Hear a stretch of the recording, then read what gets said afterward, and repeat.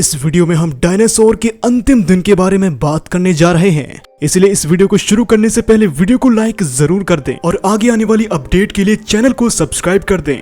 लगभग 66 मिलियन वर्ष पहले एक 10,000 किलोमीटर चौड़ा क्षुद्र ग्रह हमारे ग्रह से टकरा गया, जिसके प्रभाव ने एक विशाल गड्ढे को नष्ट कर दिया और बड़ी मात्रा में सामग्री को वातावरण में जमा कर दिया। कुछ सल्फर युक्त मलबे ने आकाश में जहर घोल दिया, जिससे अम्लीय वर्षा हुई, जिसके द्वारा पृथ्वी पर वापस गिरने से उत्पन्न गर्मी ने दुनिया भर में जंगल की आग को प्रज्वलित किया, जो कि महीनों तक धधकती रही।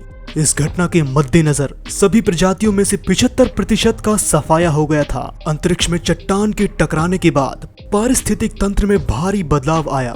उदाहरण के लिए बड़े डायनासोर, साथ ही साथ कोई भी छोटे जीव जो कि बिलों में शरण लेने में असमर्थ हैं, विनाश से नहीं बच सका। विकास आमतौर पर क्रमिक परिवर्तन से प्रेरित होता है, ये ध्यान दिया जाता है, लेकिन डायनासोर हत्या का प्रभाव इतना अचानक था और इसने ऐसे अत्यधिक पर्यावरणीय परिवर्तन किए कि अधिकांश प्रजातियां अनुकूलन नहीं कर सकी। वास्तव में ये ध्यान दिया जाता है कि ऐसे जानवर और पौधे जो पहले से ही नई स्थिति के अनुकूल नहीं थे, तेजी से मर गए और इस तरह कोई वंश नहीं छोड़ा।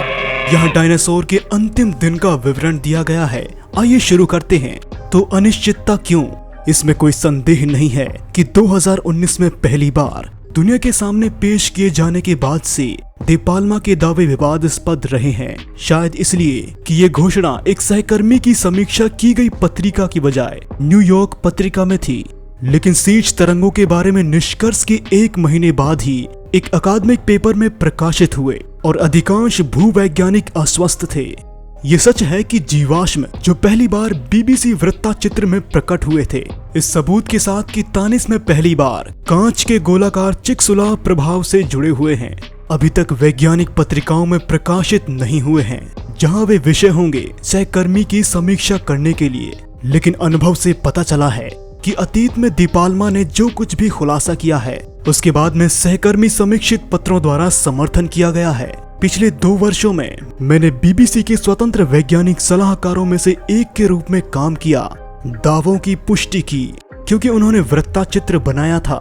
मैं और मेरे सहयोगी और कई अन्य विशेषज्ञ दोनों संतुष्ट हैं कि टैनिसैट शायद गैर एवियन डायनासोर्स के अंतिम दिन को प्रकट करती है। और निश्चित रूप से, जैसा कि हम सभी जानते हैं, क्षुद्र ग्रह का प्रभाव उस एक दिन से बहुत आगे निकल गया। इसने वैश्विक स्तर पर एक ठंडे अंधेरे ग्रह का नेतृत्व किया, जो कई दिनों या शायद हफ्तों तक चला और दुनिया भर में इस बड़े पैमाने पर विलुप्त होने से स्तनधारियों की उम्र उभरी। तानिस जीवाश्म निष्कर्ष। हेलक्रिक प्रमोशन में चट्टानों और जीवाश्मों के दशकों के अध्ययन से हम जानते हैं कि तानिस एक गर्म और गीला वन वातावरण था, जिसमें डायनासोर, टेरासोर्स यानी उड़ने वाले सारिस्प, कछुए और शुरुआती स्तनधारियों से भरा एक संपन्न पारिस्थितिक तंत्र था। हालांकि उनका अभी तक विस्तार से वर्णन नहीं किया गया है।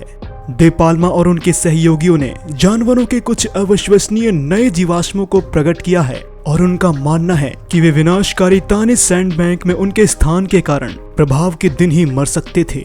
सबसे पहले शाकाहारी डायनासोर यानी थायसचैलोसोरस का एक असाधारण रूप से संरक्षित पैर है, जो न केवल हड्डियों बल्कि त्वचा और अन्य कोमल ऊतकों को भी दिखाता है। लेकिन वे सब नहीं है। एक टेरासोर बच्चा है जो अपने अंडे से निकलने वाला है और कुछ अविश्वसनीय रूप से अच्छी तरह से संरक्षित ट्रायसेराटॉप्स त्वचा, जो कि बेहद गैर मामूली खोज है। और इससे भी अधिक आश्चर्यजनक रूप से एक छड़ी द्वारा लगाया गया एक कछुआ है, जिसके बारे में दे पाल्मा का मानना है कि प्रभाव से शुरू हुई अशांत सीच तरंगों में एक दुखद मौत का सबूत हो सकता है। दे पाल्मा का अंतिम दावा यह है कि प्रभाव और अंतिम दिन मई में हुआ, जो जीवाश्म स्टार्जन के फिन स्पेन में वृद्धि के छल्ले के माइक्रो और जियोकेमिकल विश्लेषण पर आधारित था।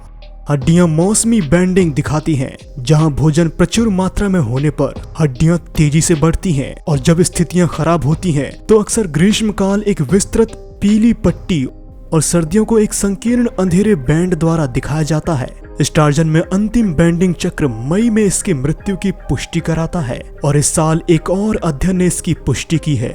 तानिस में क्षुद्र ग्रह साक्षी इसमें कोई संदेह नहीं है कि तानिसैट क्रेटेशियस अवधि के अंत के करीब है, क्योंकि दे पाल्मा ने जीवाश्म बिस्तर के ठीक ऊपर इरिडियम परत की पहचान की है जो इसे KPG सीमा पर रखता है।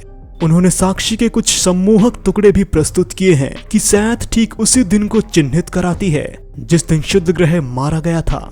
सबसे पहले तानिस में तलछटी चट्टानों में प्राचीन चैनल है। ये विशाल खड़े पानी या शीर्ष तरंगों के प्रमाण हैं जो तानिस को घेर लेते हैं। उस समय उत्तरी अमेरिका को एक महान समुद्री मार्ग से विभाजित किया गया था जो तानिसैथ के करीब से गुजरता था। शीर्ष तरंगे खाड़ियों को चलाती थीं और फिर से कई बार लहरों को बनाने के लिए ताजे और समुद्री पानी को मिलाकर शुद्ध ग्रह प्रभाव से भूजनित शोक वेव्स, जिसके कारण विनाशकारी जल वृद्धि हुई। प्रभाव स्थल से तानिस तक पृथ्वी की पपड़ी के माध्यम से आसानी से यात्रा कर सकते हैं। जब शुद्ध ग्रह पृथ्वी से टकराया तो छोटे बेदखलदार गोलाकार लगभग 1 mm चौड़ी कांच की मोटी पिघली हुई चट्टान से बनी थी और वायुमंडल के माध्यम से लगभग 3200 किलोमीटर यानी 2000 मील तक यात्रा करने में सक्षम थे, क्योंकि वे बहुत हल्के थे। आश्चर्यजनक रूप से दे पाल्मा ने सैथ पर इन कांच के गोलाकारों को पाया और स्टारजन जीवाश्मों के गलफड़ों में भी पाया जिन्होंने तानिस धाराओं पर कब्जा कर लिया था। उनका मानना है कि गोलाकार उनके साझा रसायन शास्त्र के कारण चिकसुलाव प्रभाव द्वारा उत्पादित किए गए थे, शुद्ध ग्रह के टुकड़ों को समाहित कर रहे थे। यदि यह सच है तो तानिस में उनकी घटना वास्तव में पुष्टि करेगी कि वे प्रभाव के वास्तविक दिन को चिन्हित करते हैं, क्योंकि प्रभाव के कुछ घंटों के भीतर गोलाकार जमीन पर गिर गए होंगे।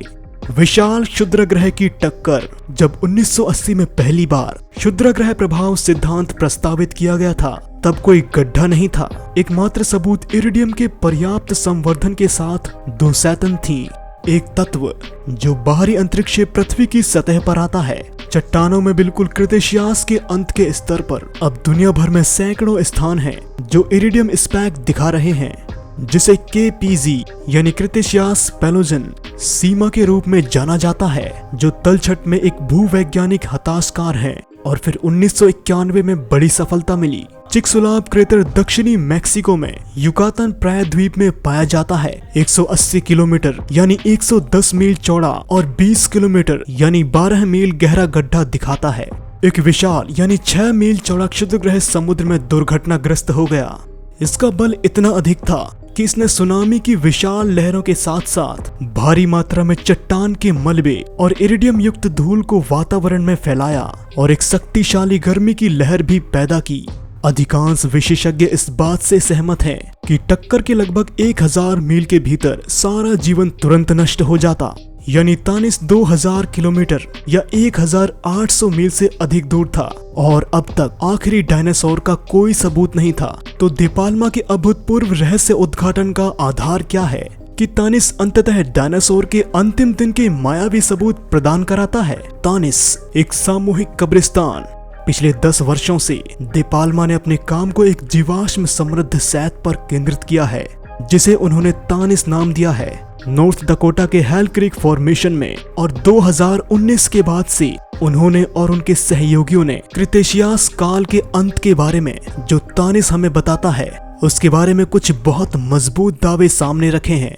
दे पाल्मा का मानना है कि तानिस क्षुद्र ग्रह की हदाताल के दौरान मारे गए जीवों का सामूहिक कब्रिस्तान है। इसमें कोई संदेह नहीं है कि एक क्षुद्र ग्रह ने गैर एवियन डायनासोर के बड़े पैमाने पर विलुप्त होने का नेतृत्व किया और कम से कम 50% अन्य प्रजातियों 66 मिलियन वर्ष पहले। लेकिन दे पाल्मा के इस दावे के आसपास कुछ विवाद रहे हैं कि सैथ उसी दिन दस्तावेज कराती है जिस दिन क्षुद्र ग्रह मारा गया था और पृथ्वी पर अंतिम डायनासोर के प्रत्यक्ष प्रमाणों का खुलासा कराता है। तो आइए एक नजर डालते हैं कि हम अपने ग्रह के इतिहास के सबसे महत्वपूर्ण समय के बारे में क्या जानते हैं और क्या अनिश्चित है। आपको हमारी वीडियो कैसी लगी मुझे नीचे कमेंट बॉक्स में जरूर बताएं। और अगर आपको ये वीडियो अच्छी लगी और हमारी और भी वीडियोस देखना चाहते हैं तो जाने से पहले उस सब्सक्राइब बटन को जरूर दबाएं। वीडियो देखने के लिए शुक्रिया।